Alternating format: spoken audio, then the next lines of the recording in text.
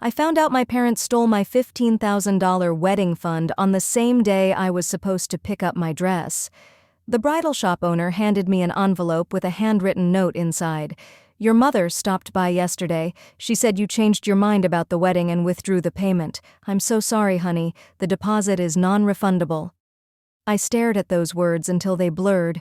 My mother had been to this shop, had smiled at this woman, had lied with such ease that even I almost believed she was trying to help, but I hadn't changed my mind. I hadn't withdrawn anything, and my wedding was in 6 weeks. Let me back up. I'm Sarah Mitchell, 29 years old, and I thought I knew my family. My parents, Janet and Michael Mitchell, raised me and my younger brother Kevin in Boulder, Colorado. On the surface, we looked like the perfect American family. My dad was an accountant. My mom volunteered at church. Kevin played football and got decent grades.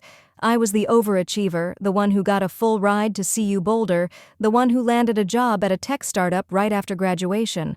When I met Marcus 2 years ago, my parents seemed thrilled.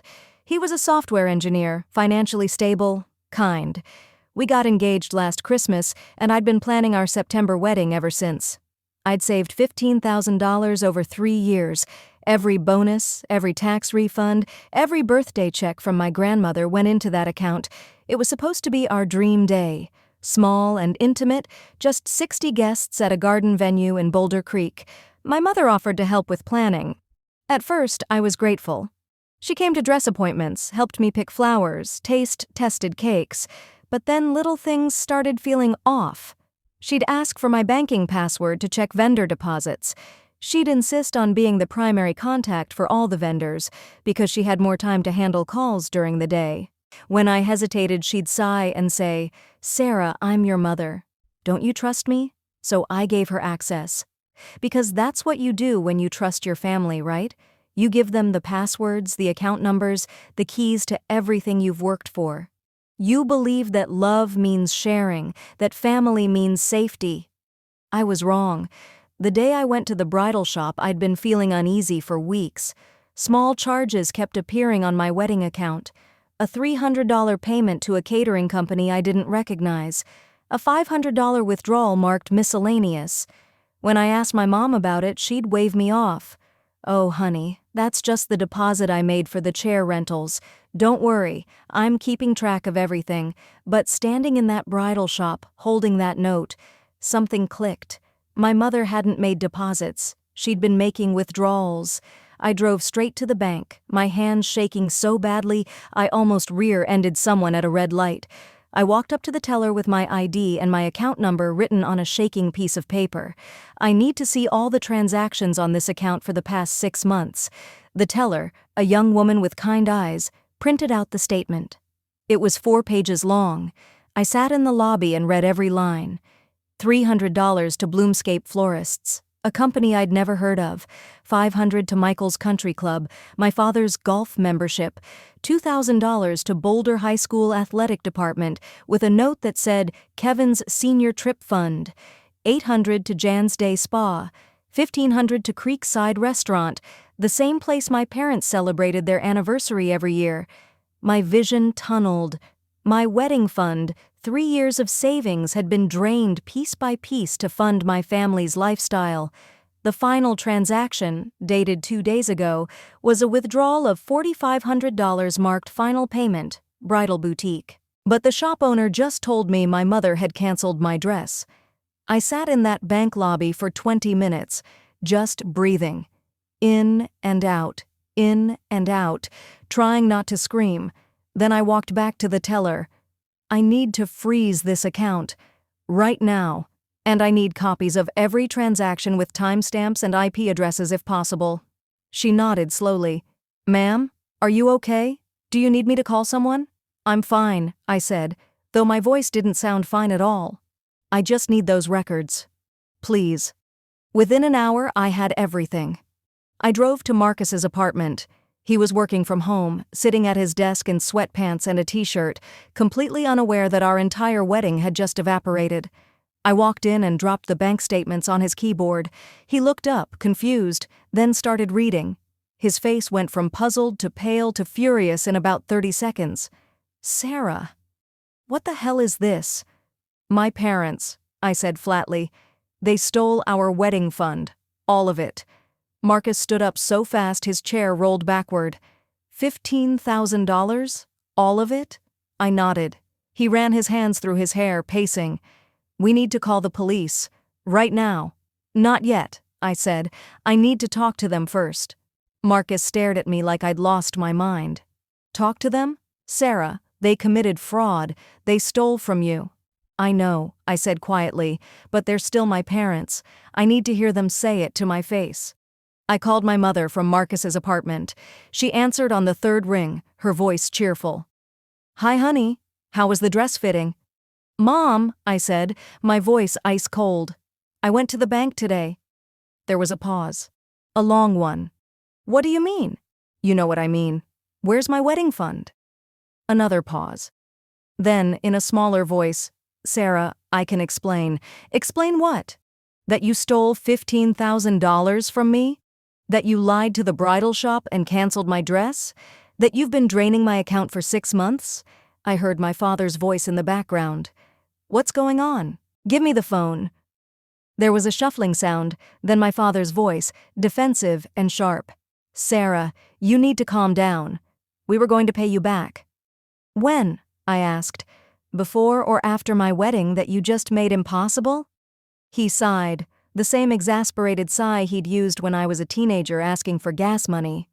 Look, Kevin needed help with his senior trip to Europe. Your mother and I have been stretched thin. We figured you'd understand. You've always been the responsible one. We knew you'd bounce back.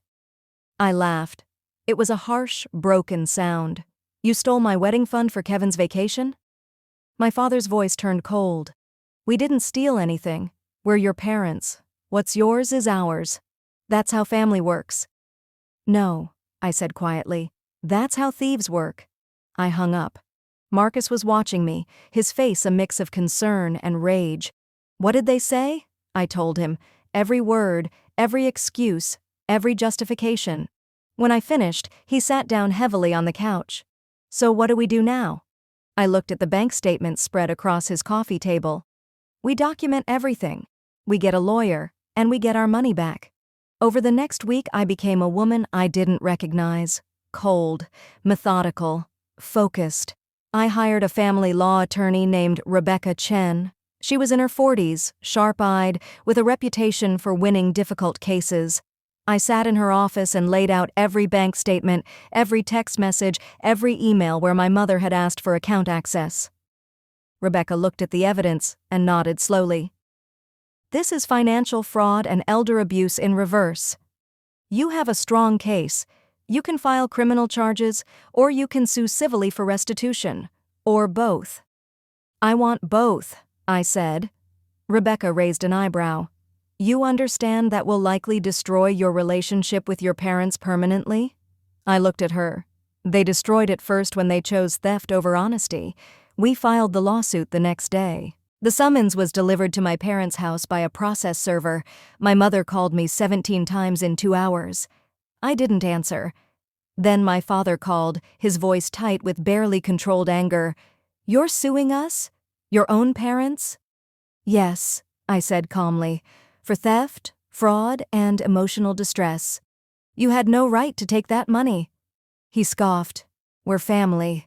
You can't sue family. Watch me, I said, and hung up. The next day, my brother Kevin showed up at my apartment. He was 18, tall and broad from football, and he looked uncomfortable. Sarah, he said, standing in my doorway like he wasn't sure he was allowed in. Mom's crying. Dad's furious. Can't you just drop this? No, I said. They stole from me, Kevin. They used my wedding money to send you to Europe? Did you know that? His face flushed. I didn't ask them to. I know, I said more gently, but they did it anyway, and now they need to face consequences. Kevin shifted his weight. Look, I get it. But suing them? That's harsh. Is it? I asked, because stealing $15,000 from your daughter seems pretty harsh to me. He didn't have an answer for that. He left a few minutes later, and I watched him walk to his car, shoulders hunched. I felt a pang of guilt, but I pushed it down. This wasn't about Kevin. This was about my parents choosing to betray me. The lawsuit moved forward. Discovery revealed even more. My mother had opened a credit card in my name 2 years ago using my social security number. The balance was $8,000, all spent on household expenses and my father's golf club dues. My father had forged my signature on a loan application for $12,000, claiming it was for my wedding when it actually went to pay off their car. By the time Rebecca finished digging, the total was $35,000. $35,000 stolen over 3 years. I sat in her office, staring at the spreadsheet on her laptop, and felt like I couldn't breathe. "How did I not see this?" I whispered. Rebecca's voice was kind but firm. "Because you trusted them. That's not a flaw. That's what children are supposed to do." The court date was set for 6 weeks later, the same week my wedding was supposed to happen. Marcus and I had postponed everything: the venue, the photographer, the officiant. We told people there was a family emergency, which wasn't a lie. Some of our friends knew the real story.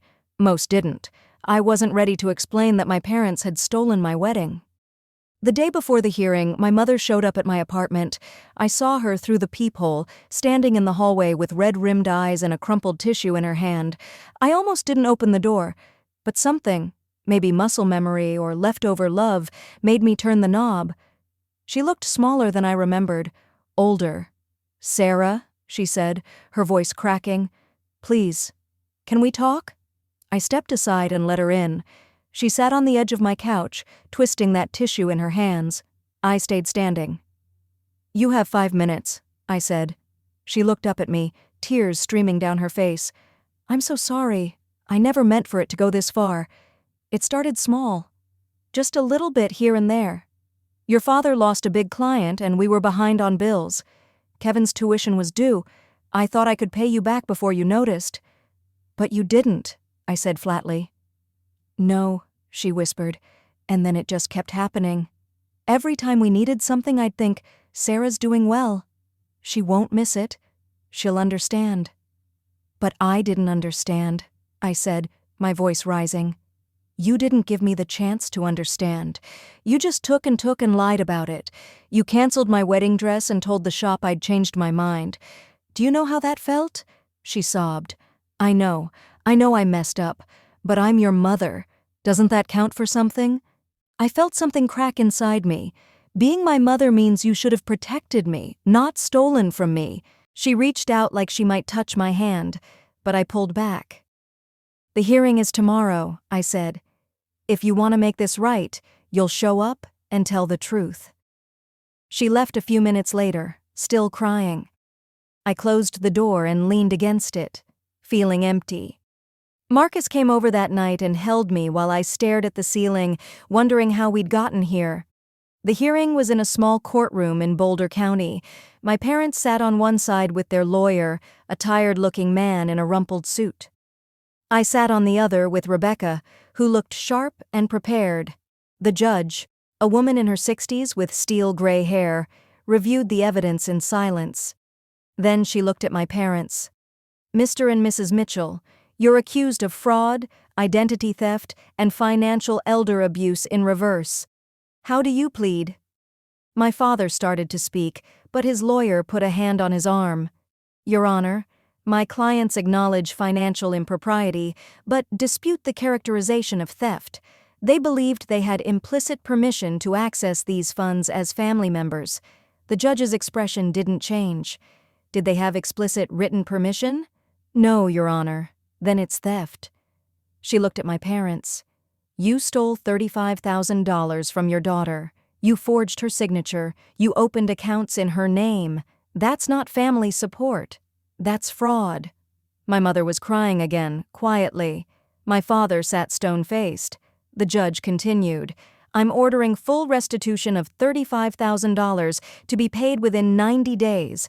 Additionally, you'll cover all legal fees and court costs. If payment isn't made, we'll move to asset seizure. Do you understand?" My father nodded stiffly. My mother sobbed harder. Court adjourned. Outside, Rebecca squeezed my shoulder. "You did the right thing." I nodded, but I didn't feel victorious. I felt hollowed out. 90 days later, the full amount was deposited into my account. My parents had to take a loan against their house to pay it. Kevin stopped speaking to me, saying I'd destroyed the family. Some relatives took their side, calling me ungrateful and cruel. Others quietly reached out to say they understood. Marcus and I rescheduled our wedding for the following spring. It was smaller than we'd planned, just 40 guests, but it was perfect. My parents weren't invited. Neither was Kevin. It hurt, but not as much as betrayal had. On our wedding day, as I stood in the garden exchanging vows with Marcus, I realized something. Family isn't just about blood.